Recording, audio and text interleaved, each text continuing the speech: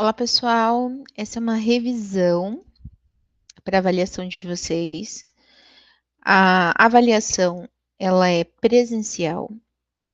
São conteúdos da semana 7 e da semana 8.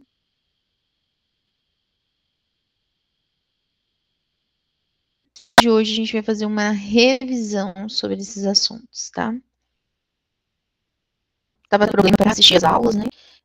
As aulas gravadas anteriormente. E no dia da revisão, que a gente fez uma revisão, eu não consegui gravar a aula porque a gente estava com problema, né? No sistema mesmo. Então, eu resolvi gravar essa revisão para vocês, tá? Que são os conteúdos da semana 7 e da semana 8. Então, na semana 7, a gente viu o caminho da desconstrução aberto por Nietzsche, Marx e Freud. Então, o que seria esse caminho da desconstrução? Então, a gente chama Nietzsche, Freud e Marx de mestres da suspeita. Por que mestres da suspeita? Porque eles começaram a suspeitar da razão, do que era corriqueiro, do que era aceito. E por mais que eles tenham correntes teóricas diferentes, há algo em comum entre eles que nos levam a esse questionamento que a filosofia nos traz, né? O questionar, o analisar e o transformar, né? Por mais que Freud seja lá da área da psicanálise, Marx mais lá do capitalismo, né? O que eles têm? O que Nietzsche tem em comum para a filosofia? Então, a denominação mestres da suspeita já foi dada pelo pensador Paul. Ele foi um grande filósofo francês que já lá no livro O Conflito das Interpretações e Ensaios da Hermenêutica começou a ver a biografia, as obras desses mestres e que percebeu que havia algo em comum. Então, por que será que essas grandes figuras das ciências humanas estão ligadas à suspeita? O que eles têm em comum? Primeira coisa é que eles viveram no mesmo século, que a gente chama do século da suspeita, que são 100 anos de fato, de 1850 a 1950, século da suspeita. Foi um século de grandes transformações, de profundo conhecimento e abordagens em relação a tudo que se vive, né? E essa suspeita era o momento de se suspeitar e de promover o conhecimento por meio da desmistificação, ou seja, desmistificar aquilo que era considerado como teorias totalizantes, né? Totalizantes para a época. E aí pensar-se então nessa filosofia que seria esse questionar, analisar, indagar, né? Para descobrir a verdade, o que é preciso? Os mestres da suspeita diziam que é preciso interpretar, entender, compreender o que consideramos conhecer, a fim de decifrar o que está oculto. Então, aquilo que a gente não vê, a gente precisa interpretar, para de fato a gente chegar na verdade. Outra marca comum dos mestres da suspeita, de Nietzsche, Freud e Marx, é eles tratarem o conhecimento como local de inquietação social e de denúncias de ilusões. Então, para eles, essa suspeita é o que causava inquietação.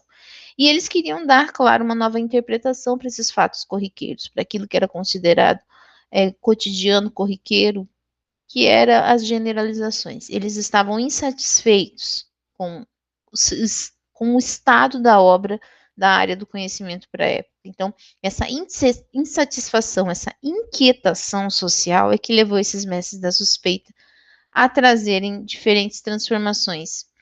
Finalmente, uma das marcas dos mestres da suspeita, essa descoberta que ambos tinham, de acordo com sua linha teórica, da dependência do ser humano em relação às estruturas ocultas invisíveis.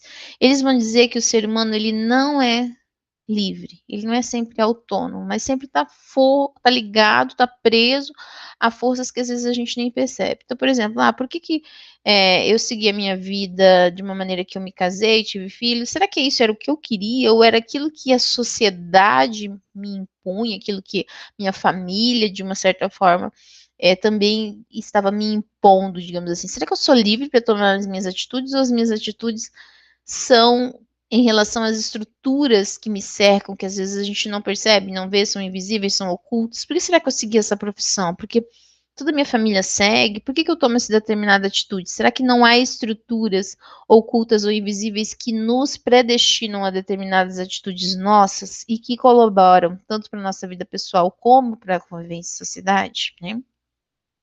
E aí a gente tem o Max, o mestre da suspeita ideológica, porque, claro, ele é um grande intelectual, desenvolveu várias pesquisas na área da história, sociologia, né? Mas essa ideologia, essa suspeita ideológica é voltada mais para o sistema capitalista, né? E a assim chamada naturalidade das relações de dominação entre as classes, então ele vai ver, vai olhar, né? Ele vai suspeitar que o capitalismo e essas forças que vêm da relação de trabalho e de produção. Então, para Max, o que, que ele suspeitou, o que, que ele colaborou mais, o que, que ele indagou? É justamente essas forças do proletariado em virtude daquilo que é a relação de trabalho e de produção voltada para essa questão do capitalismo. Então, ele vai fazer uma suspeita, uma crítica ideológica, né? E ele vai dizer: os filósofos apenas interpretaram o mundo de várias maneiras, enquanto o objetivo é mudá-lo. Então, para Marx, além da gente analisar, interpretar, entender, compreender, questionar o que está à nossa volta, a gente também tem que transformar e tem que mudar. E nós temos o Freud, claro que ele é o pai da psicanálise, né? Voltado mais para a psicologia.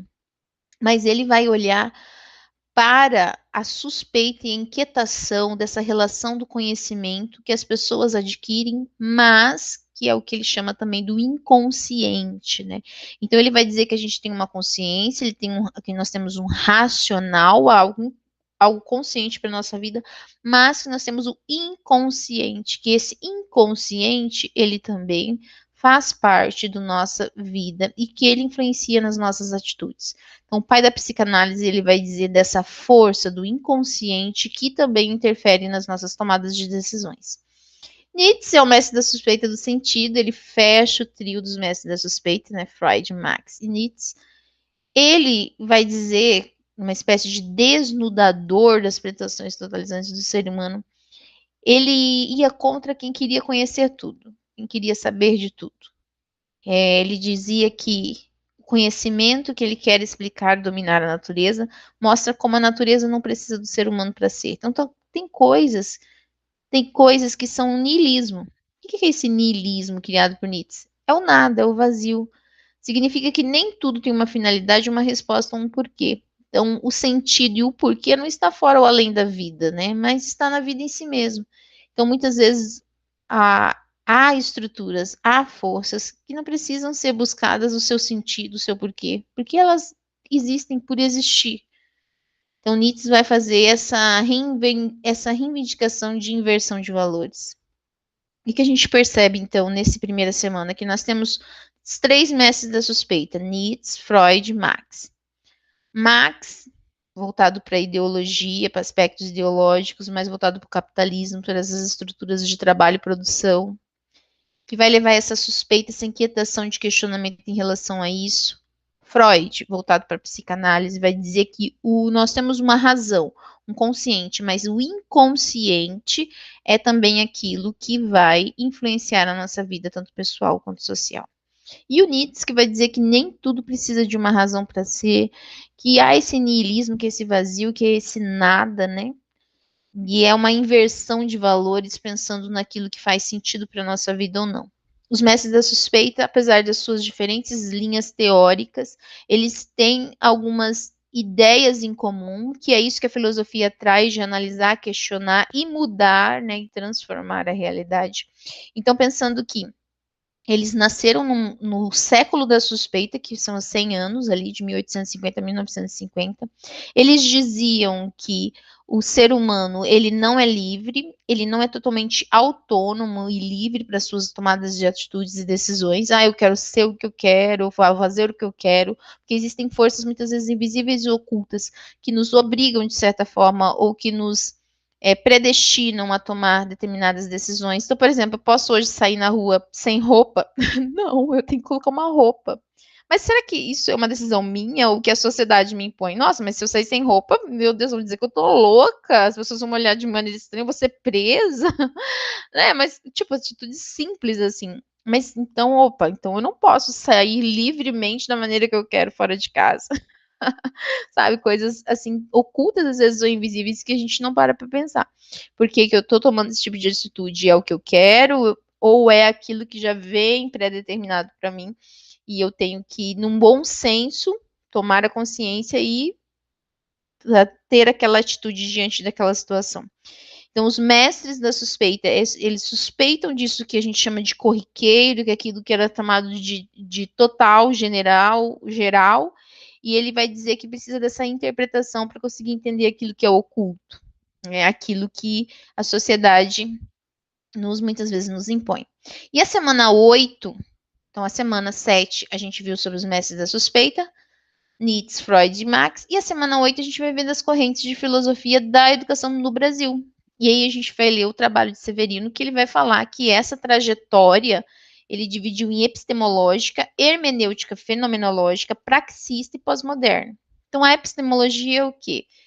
É esse conhecimento. Como que a gente pode conhecer algo, né? Essa perspectiva epistemológica na versão de Severino, ele vai dizer que é essa versão tecnicista do aprender, que esse conhecimento ele se dá por meio da prática, mas a prática técnica. Por exemplo, eu vi lá sobre o gado e agora eu vou lá no campo, vou manejar esse gado, eu vi lá sobre plantar tais plantas, então agora eu vou lá para o campo, vou plantar e vou ver como que isso acontece, né? Mas voltado para o técnico, para o trabalho técnico, né? Que seriam essas escolas tecnicistas, mais voltadas para ela. Então, a gente tem Anísio Teixeira, que é dessa vertente epistemológica, que é representativo da escola nova, que via a educação como um processo diretamente ligado à vida prática, né? Então, há praticidade para isso, né? E ele também diz que o aluno deveria ser um sujeito ativo e participante desse processo pedagógico, né? Ativo na construção. E aí a gente fala um pouco de Piaget, um pouco de Vygotsky, que também vem nessa linha tecnicista, né? Que são pessoas que também estiveram, teóricos que influenciaram na visão filosófica, epistemológica da educação no Brasil, no viés de Anísio Teixeira, que usa a prática, que usa o técnico, que usa o ensino tecnicista voltado para a educação, na perspectiva da escola nova, que é essa prática. E aí a gente tem a hermenêutica fenomenológica, que seria o quê? A construção do sujeito, né? Então, hermenêutica, o que é isso? Essa interpretação, essa compreensão. Então, o que seria a construção do meu aluno? De que a gente está falando, né? Como que se dá esse processo de construção?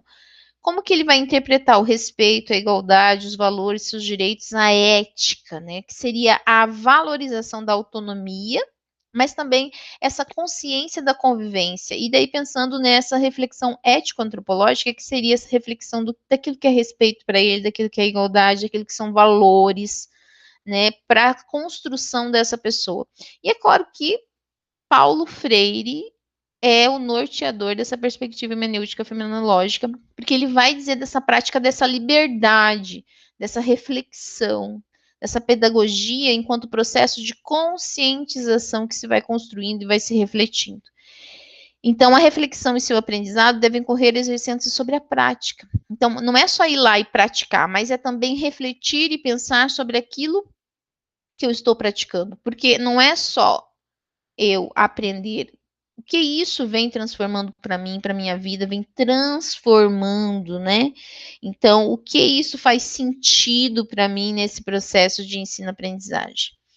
E aí a gente tem a perspectiva praxista, que vem de prática, de ação, mas de ação transformadora, né? E aí a teoria marxista vem colaborar para essa transformação. Essa praxista, ela vem mostrar essa compreensão do real por meio dessa totalidade, né, daquilo que a gente vê como um todo, mas também que as coisas se transformam e se formam, né, nessa relação que se dá entre aquilo que é social, entre aquilo que é histórico, nessas práticas concretas da educação, mas que são processos construtivos, né, são processos que vêm colaborar com um todo. Saviani, um dos grandes responsáveis por essa linha filosófica praxista, ela vai dizer dessa postura filosófica educacional que vai da dialética marxista, mas que diz dessa crítica, essa dominação social, e vai mostrando uma prática pedagógica transformadora, né, que vai envolver o quê? Vai envolver essa mudança, essa transformação dos ambientes sociais mais voltados para a prática. E aí ele vai trazer a arqueogenealogia, né, que seria esse termo utilizado pelo filósofo. Então, a pós-modernidade, ela vem desenvolvendo um modo de pensar diferente dos anteriores. O que é essa arqueogenealogia? Ela questiona essa centralidade no sujeito, centralidade no aluno, centralidade no professor, e vai rejeitar esse tipo de discurso e sim buscar naquilo que se pode transformar a partir de analisar, a partir de refletir, de questionar e de modificar o todo. Então, a partir dos anos 90, no século XX, com maior celeridade no século XXI, essa teoria nessas literaturas da filosofia da educação do Brasil, ela vem recebendo forte influência dessas perspectivas da pós-modernidade, né? E vão obrigando, né, abrigando uma crítica desconstrutiva desses paradigmas de conhecimento da ciência e da filosofia da modernidade embrasados na centralidade da razão. Então, o saber, ele não é mais sinônimo de liberdade. Saber não é mais sinônimo de liberdade. Agora, o saber, nesse pós-moderno, ele é sim, significado, ele é sinônimo de poder. Quem detém do saber, detém do poder. Então, nesse sentido, a escola, ela não pode mais ser somente um depositário do saber. Agora ela é pensamento criativo, ela é contestadora, ela é uma prática libertadora dos desejos, dos afetos, contra todos os poderes já pré-estabelecidos. E aí Rubem Alves já vai vir colaborar para essa educação pós-moderna, porque ele vai trazer que resultado do impacto do racionalismo iluminista, do sufocamento do desejo, do amor, das paixões e da esperança. Ou seja, a educação, ela tem um poder de transformar, de contestar. Quem detém do saber, detém do poder. E aí, o Ben Alves ainda vai dizer, eu sempre vejo anunciando cursos de oratória, nunca vi anunciando cursos de escutatória. Todo mundo quer aprender a falar, ninguém quer aprender a ouvir. E é interessante essa fala do autor, porque, de fato, para se questionar, para se analisar, para se mudar algo, a gente também precisa ouvir, precisa escutar, precisa entender as diversas situações que perpassam ali uma situação, para de fato chegar à transformação daquilo. Que é aquilo que a gente via nas primeiras aulas. A gente analisa, a gente questiona, né? E a filosofia tem isso, a gente vai interpretar e aí a gente vai buscar ações para transformação.